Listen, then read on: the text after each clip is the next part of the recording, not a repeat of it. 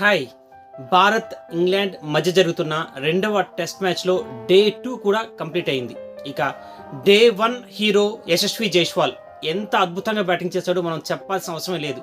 తక్కిన బ్యాట్స్మెన్స్ అందరూ బ్యాటింగ్ చేయలేక, ఇంగ్లాండ్ బౌలర్ని ఎదుర్కోలేక పెవిలియన్ దారి పడుతున్న నేపథ్యంలో జైస్వాల్ అద్భుతమైన పోరాట పటిమ చూపాడు.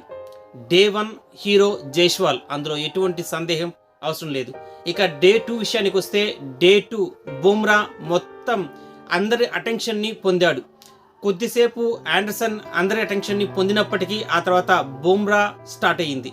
బుమ్రా టైం స్టార్ట్ అయిన తర్వాత బుమ్రా ఎంత గొప్పగా బౌలింగ్ చేశాడంటే అసలు చెప్పడానికి వీలు పడదు. తన కెరీర్లో ఇది one of the best bowling. Day 2 start అయ్యేటప్పటికి కానీ మనం గమనిస్తే యశస్వి జైస్వాల్ 179 నాట్అవుట్తో క్రీజ్లో ఉన్నాడు. అతను ఆ తర్వాత మరో 30 పరుగులు జోడించాడు. 209కి అవుట్ అయ్యాడు. ఇక ఓవరాల్గా భారత్ బ్యాటింగ్ విషయానికి వస్తే ఫస్ట్ ఇన్నింగ్స్లో భారత్ 396 పరుగులు చేసింది. ఎలాగైనా 400 పరుగులు చేస్తే చాలు అనుకున్నాం. తిరిగి ఒక 4 పరుగుల తేడాతో తక్కువతో 396 నో ప్రాబ్లం. ఇది ఖచ్చితంగా మంచి స్కోరే. ఇక ఆ తర్వాత ఇండియా బౌలింగ్ విషయానికి వస్తే ఈ పిచ్ పై స్పిన్ ట్రాక్ పై బుమ్రా ఏ విధంగా అయితే బౌలింగ్ చేశాడో, రివర్స్ స్వింగ్ని ఏ విధంగా అయితే అందుకోగలిగాడో అది అత్యంత గొప్ప విషయం. పాత బాల్తో బుమ్రా చేసిన అద్భుతం రివర్స్ స్వింగ్ మరే బౌలరు చేయలేనంత గొప్ప స్థాయిలో ఉంది.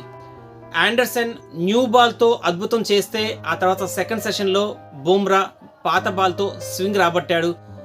ఇంగ్లాండ్ బౌలర్ని ఒక్కొక్కరిని పెవిలియన్ దారి పట్టించాడు. 6 వికెట్స్ పర్ 45 రన్స్.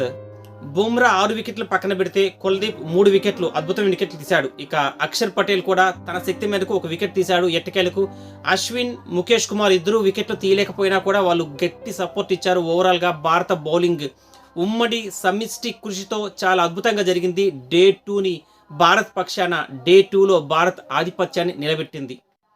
ఇంగ్లాండ్ 253 పరుగులకే కుప్పకూలిపోయింది. భారత్కి ఒక హ్యూజ్ అమౌంట్ ఆఫ్ ఎడ్జ్ని భారత్ కల్పించింది.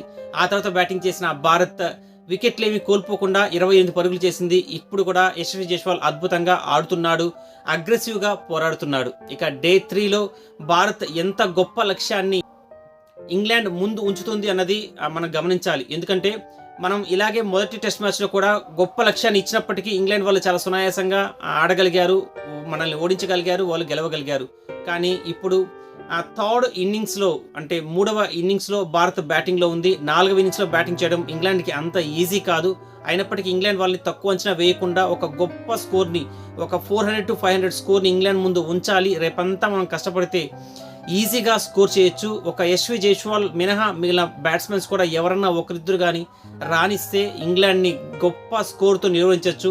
స్కోర్ చూసే ఇంగ్లాండ్ బౌలర్లు, ఇంగ్లాండ్ బ్యాట్స్మెన్స్ భయపడే విధమైన గొప్ప స్కోర్ మనం అందించాలి. ఇక ఆ తర్వాత 4th ఇన్నింగ్స్లో బ్యాటింగ్ చేయడం అంత సులభం కాదు కాబట్టి మేబీ మనకు మ్యాచ్ గెలవడానికి ఒక గొప్ప ఎడ్జ్ ఉంది, అందులో ఎటువంటి సందేహం లేదు. ఇక బౌలింగ్ విషయాన్ని పక్కన పెట్టి ఫీల్డింగ్ విషయానికి వస్తే శుభ్మాన్ గిల్ బ్యాటింగ్లో పెద్దగా ఏమీ చేయలేకపోయినా అద్భుతమైన క్యాచ్ను పట్టాడు, మంచి వికెట్లు తీశాడు. శ్రేయస్ అయ్యర్ కూడా ఒక అద్భుతమైన క్యాచ్ని పట్టాడు. భారత్కి ఎంతో కొంత వాళ్ళు కూడా ఫీల్డింగ్ విషయంలో ఉపయోగపడ్డారు, అందులో ఎటువంటి సందేహం అవసరం లేదు. ఇక పిచ్ విషయానికి వస్తే పిచ్ పూర్తిగా స్పిన్నర్లకు అనుకూలిస్తాను అందరూ అనుకున్నారు. కానీ టీమ్ మేనేజ్మెంట్ పిచ్ని కరెక్ట్గా అనాలిసిస్ చేయగలిగింది. పిచ్లో పెద్దగా టర్న్ లేదు కానీ గొప్పగా బౌన్స్ అవుతుంది. అందుకే భారత్ ఇద్దరు ఫాస్ట్ బౌలర్లు తీసుకున్నారు, బుమ్రా అదేవిధంగా ముఖేష్ కుమార్.